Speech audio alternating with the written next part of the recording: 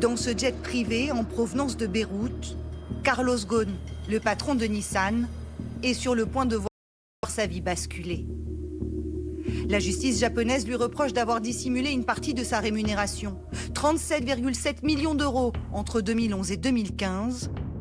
L'un des plus grands patrons au monde est placé en détention. C'est un énorme choc dans le monde de l'industrie automobile. Le soir même, le conseil d'administration de Nissan destitue son président. L'icône du capitalisme triomphant passe de la gloire à l'infamie. Au total, en plusieurs fois, Carlos Ghosn va passer 129 jours en prison. Il a été arrêté, il n'avait pas la possibilité d'avoir recours à un avocat durant ces heures et ces heures quotidiennes d'interrogatoire. Il était obligé de demeurer dans une cellule, la lumière allumée de jour comme de nuit. L'obligation de s'allonger à partir de 9 h du soir, la tête découverte sur le dos, pour pouvoir être sous l'observation constante d'un gardien.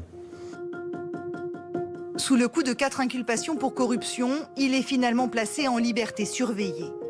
Il doit déclarer les amis qu'il rencontre et n'a accès à Internet que depuis les bureaux de ses avocats. Surtout, il n'a plus le droit de voir sa femme, Carole, depuis le début du mois d'avril. Les mois passent. Carlos Ghosn estime qu'il ne peut assurer sa défense. Alors que l'année 2019 touche à sa fin, il décide de rebattre les cartes. L'incroyable évasion de Carlos Ghosn. Ce que nous savons, c'est que Carlos Ghosn a quitté le Japon. En ce 29 décembre 2019, Carlos Ghosn va réaliser la plus incroyable évasion. 2 hommes vont l'y aider, d'anciens militaires qu'il aurait embauchés pour organiser sa fuite, dont l'Américain Michael Taylor. C'est quelqu'un qui est connu dans le monde de la sécurité privée comme un spécialiste de l'exfiltration d'otages. Le scénario de l'évasion est pensé dans les moindres détails. Après avoir pris le train rapide pour Osaka, Carlos Ghosn va prendre place à l'intérieur d'une malle achetée pour l'occasion. Une caisse normalement prévue pour le transport de matériel audio.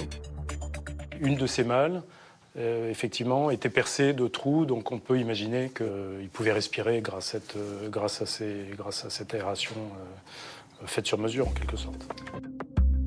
Sous le nez de la police, caché dans sa malle, Carlos Ghosn est chargé à bord d'un petit jet privé. Après une courte escale à Istanbul, l'ancien PDG atterrit à Beyrouth. Ses passeports ont été confisqués par la justice japonaise, mais en tant que ressortissant libanais, une simple carte d'identité lui suffit. En fuyant Tokyo, Carlos Ghosn s'est soustrait à la justice nippone, car au Japon, pas de procès en l'absence du mis en cause. Mais pour ne pas donner l'image d'un fugitif, il organise une grande conférence de presse. Pendant près de 3 heures, il règle ses comptes avec la justice japonaise.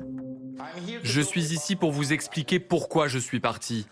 Je n'avais pas d'autre choix que de me protéger et de protéger ma famille. Mais dans son sillage, Carlos Ghosn a entraîné plusieurs personnes dans les griffes de la justice nippone.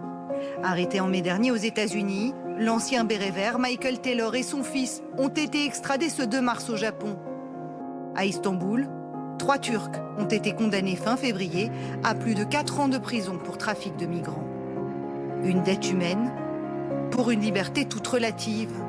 Sous le coup d'un mandat d'arrêt d'Interpol, Carlos Ghosn a pour l'instant l'interdiction de quitter le Liban.